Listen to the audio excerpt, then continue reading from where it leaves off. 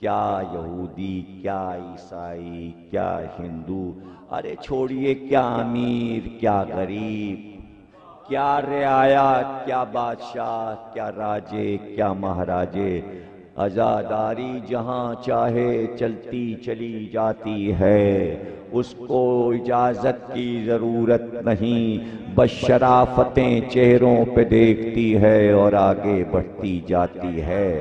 چنگیز و ہلاکو جیسے درندوں کے یہاں عزاداری پہنچ کر انہیں انسان بناتی ہے۔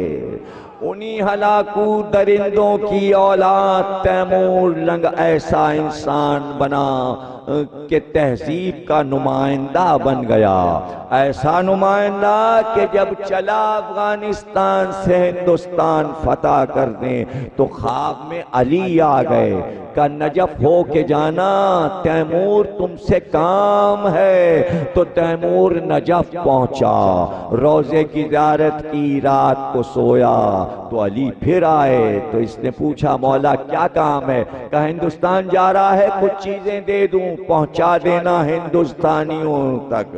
ایک رومال دیا مولا علی نے تیمور کو، اس پہ دو تصویریں عکس بنے ہوئے تھے، ایک زری ایک تعزیہ، اور کہا ایسا بنانا۔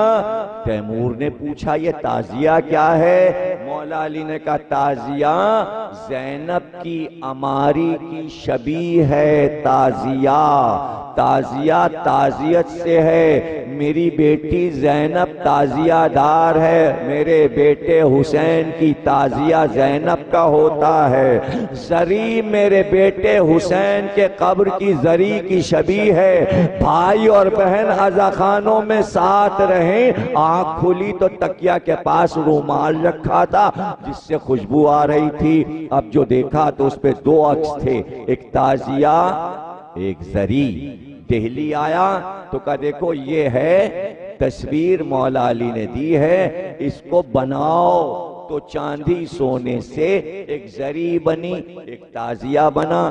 جب دہلی کو فتح کر لیا تو ننگے پیر ننگے سر قلعے میں یوں داخل ہوا کہ ایک کاندھے پہ تعزیہ رکھا تھا، ایک کاندھے پہ زری رکھی تھی، اور تیمور اس کو لے کر جلوس میں نکلا، پیچھے پیچھے پورا لشکر۔ تصویر میرے پاس ہے، لندن میوزیم سے میں لایا ہوں، قیمتی تصویر ہے۔ تیمور لنگ کا تعزیہ اس کے لشکر کے ساتھ چلتا تھا، جب محرم آ جاتا تھا تو شامیانے لگ کے امام باڑہ سجا دیا جاتا تھا اور مجلس شروع ہو جاتی۔ پھر تیمور کا ہی پوتا فاتح ہندوستان ظہیر الدین بابر نے اور اس کی بیٹیوں نے عزاداری کو آگے بڑھایا۔ پھر بابر کا بیٹا نصیر الدین ہمایوں ہندوستان میں غم حسین منانے لگا۔ جب ایران گیا تو وہاں سے ایک یاقوتی زری لایا جس میں فیروزے اور ہیرے جڑے تھے، اس کو قلعے میں لا کے ہمایوں نے رکھا۔ تو اب قلعے میں عزاداری حکومت کی طرف سے ہونے لگی۔ جب ہمایوں کا بیٹا جلال الدین محمد اکبر آیا تو اس نے یہ حکم دیا کہ جو حسین کی عزاداری مناتے ہوں ان کے وظیفے مقرر کرو، جن کے پاس امام باڑے ہوں ان کو زمینیں اور باغات عطا کرو تاکہ وہ کھل کے عزاداری کریں۔ جب اکبر چلا گیا تو اس کا وزیر بیرم خان فوج میں مجلسیں کرتا تھا، اور جتنے فوجی تھے عاشور کے دن یہ کرتے کہ ماتم کرتے کرتے اپنے خنجر اپنی تلواریں نکال کے مارنے لگتے تھے اور خون میں نہا جاتے تھے۔ مغلوں کی فوج عزاداری میدان میں کرتی تھی، سب ہسٹری میں لکھا ہے، پڑھو گے جبھی تو معلوم ہوگا۔ اکبر کا بیٹا نور الدین سلیم، اس کی بیوی نور جہاں محرم کرتے تھے قاضی اللہ شوستری کو ایران شوست سے بلا کر سب سے بڑا عالم بلکہ عالم مقرر کیا ہندوستان کا قاضی۔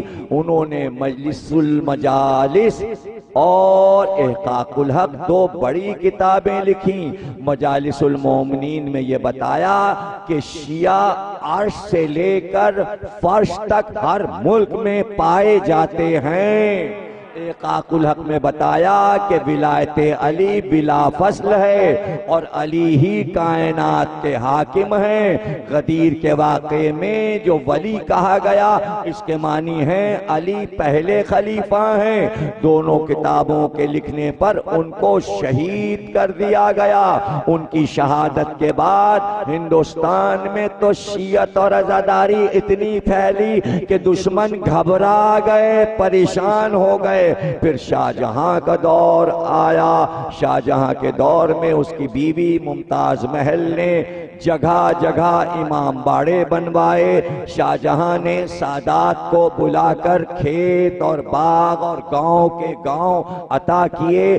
بارہے کے سادات کو اسی دور میں بستیاں ملیں، چارچے کے سادات، گردیزی سادات، اصفہانی سادات، مانک پور، رسول پور کے سادات کو شاہ جہاں نے اتنی زمینیں دیں کہ سارے سادات جاگیردار بن گئے۔ اب تو کھل کے عزاداری ہونے لگی، دھوم سے عزاداری ہوئی۔ اورنگزیب کے دور میں عزاداری رکی نہیں، جلوس دہلی میں بھی نکلتے تھے، بمبئی میں بھی، کلکتے میں بھی، اور آخر میں اورنگزیب کا بیٹا عالمگیر شیعہ ہو گیا۔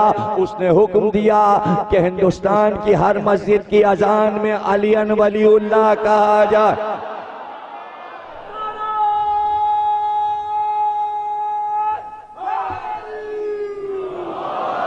مغلوں کا آخری بادشاہ بہادر شاہ ظفر تھا، بیمار پڑ گیا تو منت مانی کہ 2 علم حضرت عباس کی درگاہ میں چڑھائیں گے سونے کے۔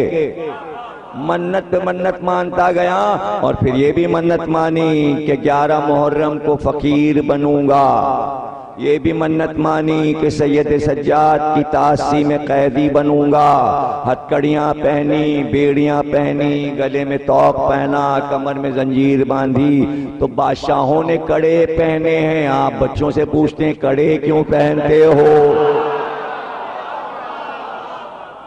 ارے بھائی یہ منتیں ہیں، منتیں، یہ ارمان ہے، ارمان۔ یہ کسی کی کاپی واپی نہیں ہے، یہ کوئی شوق نہیں ہے، بلکہ یہ بتانا ہے کہ عزاداری ہمارے ساتھ ساتھ ہے۔ کڑا دیکھ کے ہتھکڑیے سید سجاد یاد آئے، کلاوہ دیکھ کر خون بھری سکینہ کے گلے کی رسی یاد آئے۔ علم چڑھے، غالب نے نظم کہی، مرزا غالب نے، کہ بہادر شاہ ظفر نے حضرت عباس کے علم چڑھائے ہیں۔ تو اب آپ بتائیے، ہر شاعر، میر تقی میر، سودا، انشاء، جرأت، ناسخ، آتش، یہ شاعر کا آپ کا دل چاہے نام لیجئے تو میں بتاؤں کہ سارے شعراء ولایت علی اور غم حسین پہ ہو گئے۔ اردو شاعروں میں کوئی یزید کا دوست نہیں ملتا اور حسین اور علی کا دشمن نہیں ملتا، اور اگر کہیں ایک آدھ مل جائیں تو ہمیں نام بتائیے۔ کسی شاعر کا دیوان ایسا نہیں جس میں مرثیے، سلام اور نوحے نہ ہوں۔ یہ بھی ہمارے مسلمانوں کو باتیں نظر نہیں آتی۔ بڑا ناز ہے پاکستان کو علامہ اقبال پہ، پورا دیوان مدح حسین سے بھرا پڑا ہے۔ اقبال تو یہاں تک آ گئے کہ اقبال کہنے لگے علامہ اقبال کہ اگر تم مجھ سے پوچھو گے کہ کیا تم محبت علی میں نصیری ہو گئے تو میں چپ ہو جاؤں گا۔ کم از کم ہم لوگ تو یہ دعویٰ نہیں کرتے۔ جس نے پاکستان کا خواب دیکھا وہ نصیری بنا ہوا ہے۔ ہمارے پیچھے کیوں پڑے رہتے ہو؟ یہ نصیری ہو گئے، یہ نصیری ہو گئے۔ جا کے علامہ اقبال کی قبر پہ لال قلعے میں پوچھو کیا تو نصیری تھا؟ نصیری تھا۔